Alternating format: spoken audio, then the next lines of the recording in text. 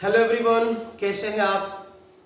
आज की इस वीडियो में हम आपसे चर्चा करेंगे रेलवे ग्रुप डी और एनटीपीसी के जो एग्जाम होने वाले हैं उन एग्जाम में जो मैथ्स, रीजनिंग और साइंस आती है उसकी कॉमन प्रैक्टिस। ठीक है, तो आज हमारी इस ऑनलाइन क्लास का फर्स्ट डे है और हम आपके लिए लेके आए हैं मिक्स्ड क्वेश्चन। कैसे मिक्स्ड, यानी उसमें मैथ्स भी होगी, साइंस भी होगी और रीजनिंग भी होगी। तो आप अगर रेलवे ग्रुप डी और एनटीपीसी को फोकस कर रहे हैं और कम समय में बेहतरीन तैयारी करना चाहते हैं तो आप हमारे ये वीडियोस को लगातार देखते रहिए। क्यों देखते रहिए? क्योंकि हम अपने इन वीडियोस में मैथ्स, रीजनिंग और साइंस के इंपॉर्टेंट क्वेश्चंस को ला करके वीडियो के माध्यम से आपके सामने पेश कर रहे हैं। तो और दूसरी बात, कम समय में ज़्यादा कंटेंट और बेहतरीन कंटेंट। और वीडियो हमारा बड़ा ही छोटा रहेगा, 10 से 15 मिनट का वीडियो ही रहेगा और आपकी तीनों विषय की आपकी क्या हो जाएगी, प्रैक्टिस हो जाएगी।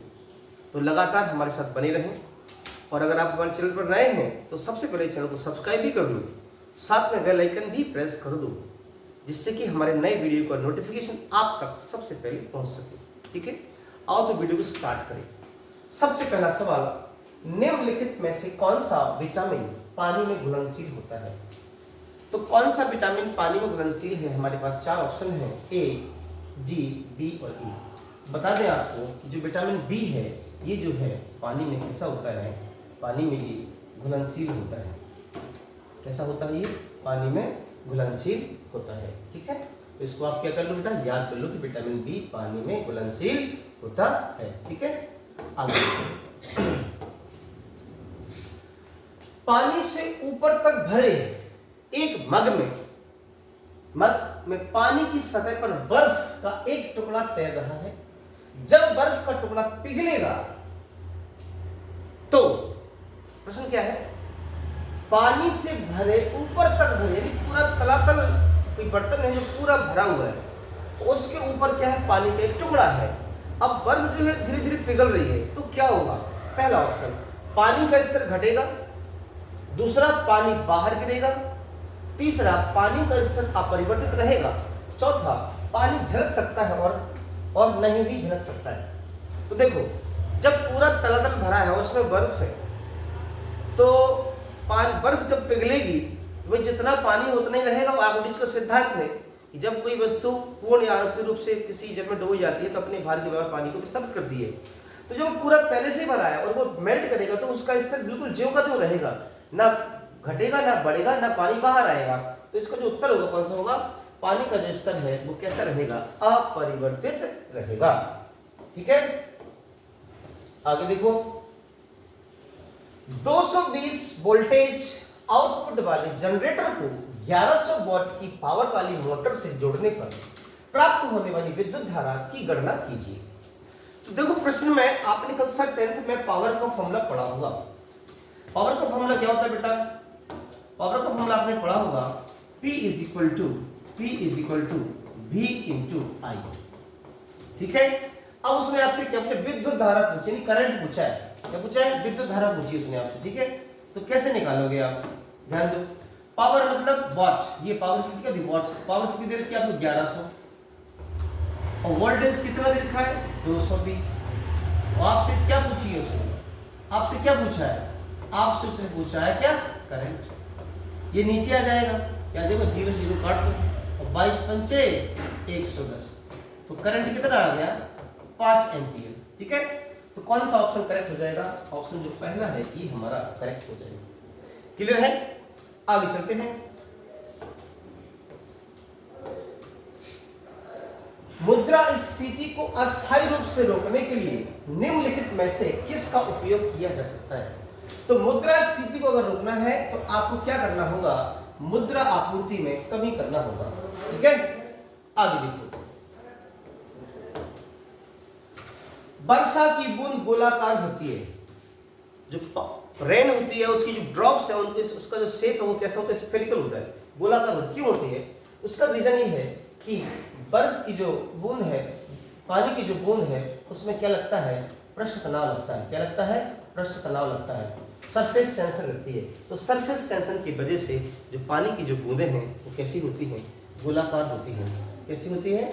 गोलाकार होती है। उसको कौन सा ऑप्शन? ए, पृष्ठ तनाव के कारण या सतही तनाव के कारण। ठीक है, आगे देखो, दाब नहीं नापा जा सकता है। दाब नहीं नापा जा सकता। 4 यूनिट दे रखी है, बार में, मिलीबार में, बार में, मिलीबार में, पास्कल। ध्यान देना, ये तीनों जो यूनिट हैं ये किसकी हैं? प्रेशर की हैं, दाब की हैं। और न्यूटन में, तो ये बिल्कुल सही उत्तर है कि दाब को हम न्यूटन में नहीं नाप सकते। क्यों? न्यूटन जो है वो बल की इकाई है। किसकी इकाई है? फोर्स की इकाई है, बल की इकाई है। ठीक है, तो क्या आंसर इसका चौथा जो है करेक्ट हो जाएगा। ठीक है, आगे देखो, किसी धनराशि पर 2 वर्ष के लिए 6% प्रति वर्ष की दर से साधारण ब्याज तथा चक्रवृद्धि ब्याज का अंतर 90 रुपया है, तो वह धनराशि क्या है? ध्यान दें, 6% है और प्रतिवर्ष से साधारण ब्याज तथा चक्रवृद्धि ब्याज दोनों का अंतर दे रखा है। तो ध्यान दो, अगर रेट 6% है, कितनी है रेट? अगर रेट 6% है, अगर रेट आपकी जो है 6% है, ठीक है, तो इसकी जो साधारण ब्याज होता है और जो चक्रवृद्धि ब्याज होता है, 6% और 6% मिला के कितना हो जाएगा? 6% और 6% मिला के कितना हो जाएगा? ये हो जाएगा 12%। कितना हो जाएगा? ये 12% हो जाएगा। समझे? कितने परसेंट? 12%। और अगर 6% की चक्रवृद्धि ब्याज की रेट निकाले, इक्विवेलेंट रेट, तो ये हो जाएगी 12.36%। ठीक है, 6 + 6 + 6 × 6/100। ठीक है, तो दोनों का डिफरेंस कितना है? 12% और 12.36% का डिफरेंस है 0.36%।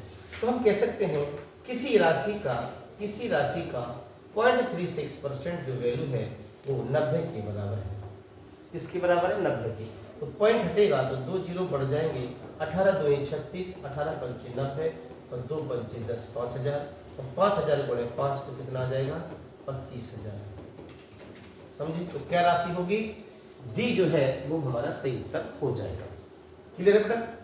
आगे देखो, धातु के एक टुकड़े का क्षेत्रफल कितना होगा जब समांतर चतुर्भुज के रूप में, जो भी समांतर चतुर्भुज के रूप में है, जिसका आधार 20 मीटर और ऊंचाई 5.4 मीटर है। तो देखो, समांतर चतुर्भुज में क्या होता है? ये इस तरह से समांतर चतुर्भुज जो होता है इस तरह का होता है। ठीक है, ये अब उसने कहा है आपके पास आधार कितना दे रखा है? 20 मीटर दे रखा है। ये आधार क्या है? 20 मीटर है। तो ये क्या है? इसकी ऊंचाई कितनी दे रखी है? 5.4 मीटर। तो जो क्षेत्रफल होता है वो आधार गुणे ऊंचाई होता है। तो 20 गुणे 5.4 कर दो तो कितना हो जाएगा? ये 108 हो जाएगा। क्या आंसर? 108 metre square. तो हमारा सी जो है करेक्ट उत्तर हो जाएगा। ठीक है बेटा, आगे देखो, एक पिता अपने पुत्र से उम्र में 5 गुना बड़ा है। तो देखो, फादर एंड सन 5 गुना बड़ा है, तो हम मान लेते हैं कि ये है 1 यूनिट, तो ये कितनी यूनिट? 5 यूनिट। 15 वर्ष बाद वह अपने पुत्र से 2.5 गुना, 2.5 मतलब 5/2, यानी अगर ये 2 है तो 2 का 2.5 गुना कितना हो जाएगा? 5, ये 5 हो जाएगा। कितने साल बाद? यहाँ से यहाँ का डिफरेंस कितना है? 15 वर्ष है। ठीक है, तो हो जाएगा। तो पिता की वर्तमान आयु क्या है? ध्यान देना, यहाँ पे 5 और 1 4 का डिफरेंस, यहाँ कितने का? 3 का डिफरेंस। तो यहाँ पे किससे मल्टीप्लाई कर दो आप? 3 से। यहाँ किससे कर दो आप? 4 से। किससे कर दो? 4। ऐसा क्यों कर रहे हैं हम? जिससे कि अनुपात डिफरेंस क्या हो जाए? समान हो जाए। तो 3 5 15 और 3 1 3, 4 5 20 और 4 2 8। देखो, 15 5 20, 3 5 8। अनुपातिक अंतर समान हो गया 5 का, और वास्तविक अंतर है 15 वर्ष का। तो 5 अंक जो है 15 वर्ष के बराबर हो जाएगा। तो 1 अंक हो जाएगा 3 वर्ष के बराबर। ठीक है, 1 अंक 3 वर्ष के बराबर। तो वर्तमान में 15 अंक किसके बराबर? 15 या 45 वर्ष के बराबर। तो हम कह सकते हैं पिताजी की जो उम्र है वो कितनी है? 45 वर्ष है। ठीक है, आगे देखो, किस धनराशि पर 3.5% प्रति वर्ष की दर से 4 वर्ष में साधारण ब्याज की दर 70 होगी? तो देखो, 1 साल की रेट है 3.5, तो 4 साल की कितनी हो जाएगी? 3.5 गुणे 4, 3.5 गुणे 7 गुणे 14%। तो किसी राशि का मतलब पी राशि का 14% जो वैल्यू है वो कितनी है? कितनी है आपकी? 70 है। तो 14 पंचे 70 और 100 पंचे 500, तो वो राशि कितनी हो जाएगी? 500 रुपये हो जाएगी। तो कौन सा ऑप्शन? ए ऑप्शन जो है आपका करेक्ट हो जाएगा। क्लियर है जी? आगे देखो, किसी कोड में जी गुडनेस को HNPCODTR के रूप में कोडबद्ध किया जा सकता है। इस कोड में ग्रेटनेस को किस प्रकार से कोडबद्ध किया जाएगा? तो ध्यान देना, जी से क्या हुआ? H, तो क्या हुआ? प्लस, क्या हुआ? इसमें प्लस हुआ 1, 15 से क्या हुआ? 14, तो क्या हुआ? माइनस हुआ 1, 15 से क्या हुआ? 16, तो प्लस हुआ 1, है ना? फिर यहाँ माइनस, फिर प्लस, फिर माइनस, फिर प्लस, फिर माइनस, यानी एक जुड़ रहा है, एक घट रहा है, एक जुड़ रहा है, एक घट रहा है। तो जी पहले क्या होगा? प्लस, फिर क्या होगा? माइनस, फिर प्लस, फिर माइनस, फिर प्लस, फिर माइनस, फिर प्लस, फिर माइनस, फिर प्लस। तो लास्ट में एस है तो टी लास्ट में होना चाहिए। इसके लास्ट में भी नहीं है, इसके लास्ट में भी नहीं है, इन दोनों में है, कोई दिक्कत नहीं। सेकंड माइनस तो क्या होना चाहिए? 19, 18। आर किसमें है? आर इसमें भी है, आर इसमें भी, ये चारों सेम है भैया, चारों पांचवा लिखो डायरेक्ट, 1 2 3 4 5, टी प्लस एक यू होना चाहिए, तो यू इसमें है, तो कौन सा ऑप्शन? चौथा ऑप्शन जो है आपका करेक्ट हो जाएगा। ठीक है, आगे देखो, ए, बी और सी का औसत वजन 45 किलोग्राम है। यदि ए और बी का औसत 40 किलोग्राम है तथा बी और सी का 43 किलोग्राम है, तो ए और सी का औसत वजन क्या है? तो देखो, ए बी सी कितने लोग हैं? 3 लोग हैं। कितने लोग हैं भैया? 3 लोग हैं। ठीक है, ए बी और सी।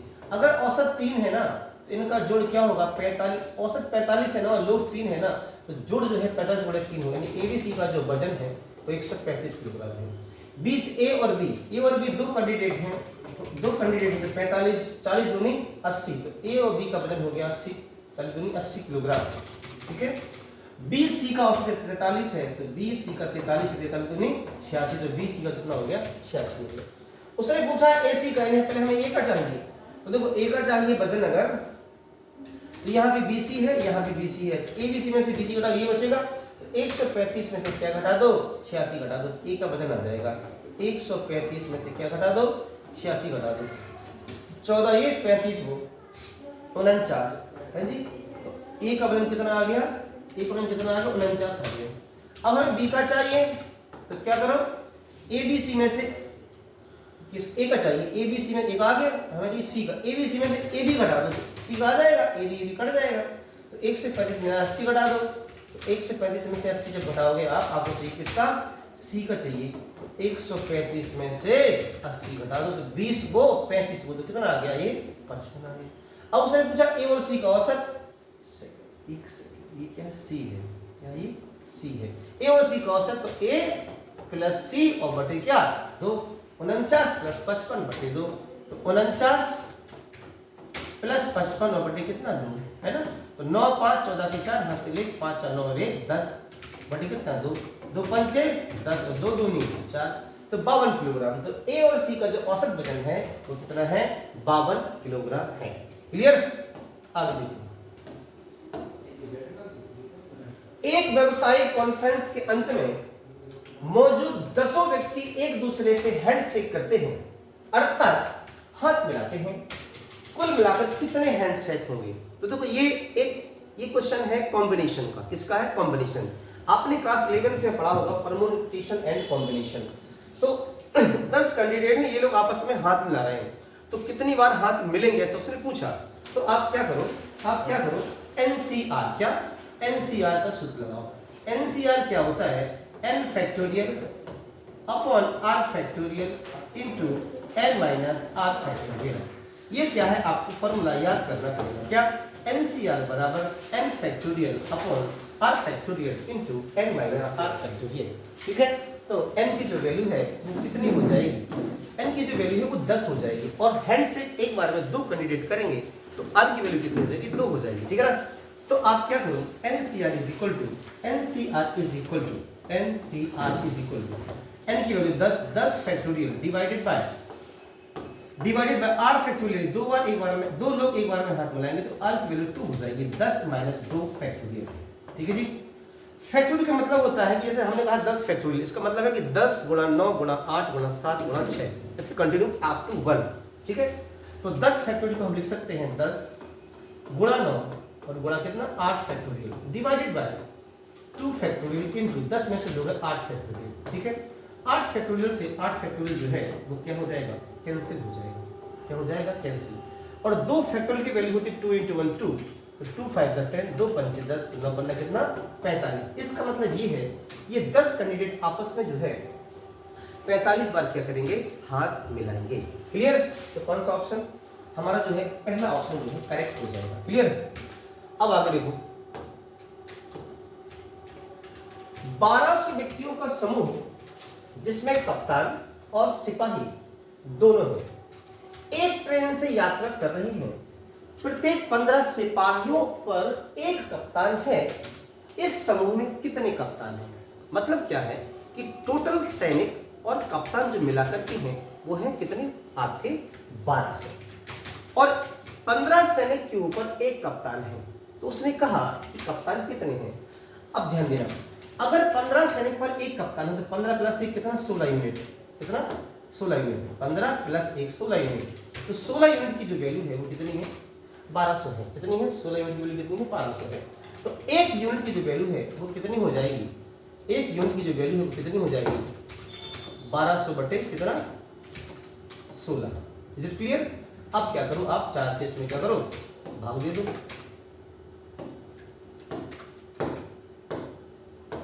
4 से अगर 4 से काट दो, 4 चौके 16, 4 तिया 12, 300। फिर 4 से काटो, 4 सत्ते 28, 4 पंचे 20। तो 1 यूनिट की वैल्यू कितनी है, 75। अब 1 यूनिट किसको रिप्रेजेंट कर रहा है, 1 यूनिट रिप्रेजेंट कर रहा है कप्तान को। क्यों, 15 पर एक कप्तान। ठीक है, तो हमारा आंसर क्या हो जाएगा, 75। कौन सा, डी ऑप्शन। क्लियर है जी। अब आगे देखो,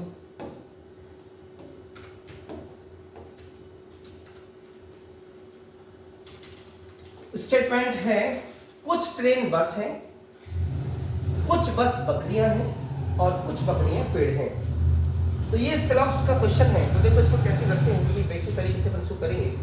कुछ ट्रेन बस है, तो ये क्या हो गया, ट्रेन हो गया। और ये कुछ ट्रेन कैसी है, आपकी बस है। ठीक है, और कुछ बस क्या है, बकरियां हैं। तो कुछ बस कैसी हैं, बकरियां हैं, गोट हैं। ठीक है, और कुछ बकरियां कैसी है, पेड़ हैं। कुछ बकरियां क्या है आपकी, पेड़ है, ट्री है।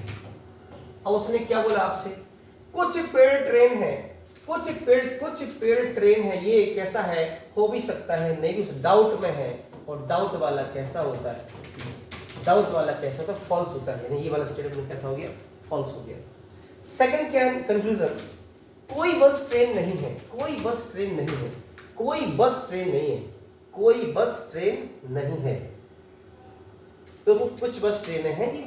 तो ये वाला कंक्लूजन भी कैसे हो गया, फॉल्स हो गया। तो हम क्या बोलेंगे, ना तो एक और ना ही क्या, 2 निकलते हैं। ना तो एक और ना ही क्या, 2 निकलते हैं। तो कौन सा ऑप्शन, जो डी ऑप्शन है हमारा क्या हो जाएगा, करेक्ट हो जाएगा। नेक्स्ट, गणतंत्र दिवस 2018 में पहली बार वायुसेना के किस कमांडो को अशोक चक्र से सम्मानित किया गया। तो 2018 में गणतंत्र दिवस पे वायुसेना में शहीद कमांडो जेपी नरवाला को क्या किया गया था, सम्मानित किया गया था। ठीक है, आगे देखो, तेलंगाना राज्य में लोकप्रियता से निम्नलिखित में से कौन सा नृत्य रूप किया जाता है। तो तेलंगाना में किया तांडवम। तो तांडवम कहां पे, सी ऑप्शन, पेरिना तांडवम। ठीक है, आगे देखो,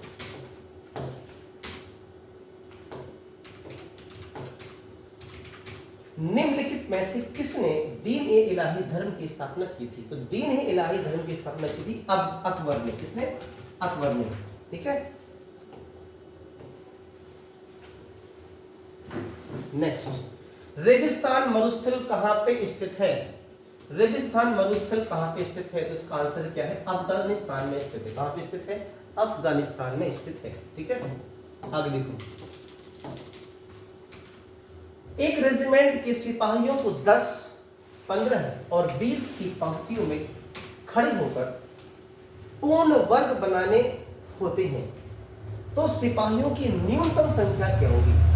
तो इसको देखो क्या बनाना है, वर्ग बनाना है। हमारे पास सिपाहियों की संख्या कितनी है, 10, 15 और 20 है। तो आप सबसे पहले क्या करो, 10, 15 है और 20 का कह लो एलसीएम लो। तो 10, 15, 20 का जो एलसीएम है ना वो कितना आएगा 60। कितना आएगा 60 आएगा, 60 आएगा। ठीक है, अब 60 की करो गुणनखंड, क्या करो 60 की गुणनखंड। तो जब आप 60 गुणनखंड करो तो क्या मिलेगा आपको 2 दूनी 4 तिया 12 और 12 पंचे 60। ये हो गए 60 के गुणनखंड। अब ध्यान देना, इसमें बात किसकी करी है, इसमें बात वर्ग की करी है। और जब हम वर्ग बनाते हैं तो 2 की जोड़ी होनी चाहिए। देखो 2 दूनी 4 एक वर्ग है, बट यहाँ पे 1 3 है, यहाँ पे 1 5 है, तो वर्ग बनाने के लिए 1 3 और चाहिए और 1 5 और चाहिए। तो हम क्या करेंगे, इसमें 1 3 और 1 5 का मल्टीप्लिकेशन और कर देंगे। इससे क्या होगा, ये पूर्ण वर्ग बन जाएगा। ठीक है, एक जोड़ा ये, एक जोड़ा ये और एक जोड़ा ये। अब इसका क्या कर दो, मल्टीप्लिकेशन कर दो। क्यों, क्योंकि ये पूर्ण वर्ग बन गया। तो 2 दूनी 4 3 12 पंचे 60, 60 3 180 पंचे 900। तो यानी कि कितने सैनिक होने चाहिए, कम से कम 900। अब 900 की मल्टीपल में 1800 भी हो सकते हैं, 2700 भी हो सकते हैं, लेकिन उसने कौन सा वर्ड यूज करा, न्यूनतम। तो हम क्या ऑप्शन क्लिक करेंगे, 900 क्लिक करेंगे। तो कौन सा ऑप्शन, हमारा सी ऑप्शन जो है करेक्ट हो जाएगा। क्लियर है जी। चलिए, तो आज का सेशन जो है हमारा यहीं फिनिश हो जाता है। केवल 20 क्वेश्चन आज हमने सेलेक्ट करे थे और इस 20 क्वेश्चन में साइंस के भी थे, रीजनिंग के भी थे और मैथ्स के भी थे। ठीक है ना, तो तीनों सब्जेक्ट के जो इंपोर्टेंट क्वेश्चन है वो आपको इस वीडियो में देखने को मिली। वीडियो अच्छा लगा हो तो लाइक शेयर कमेंट अवश्य करें। जय हिंद, जय भारत और वंदे मातरम।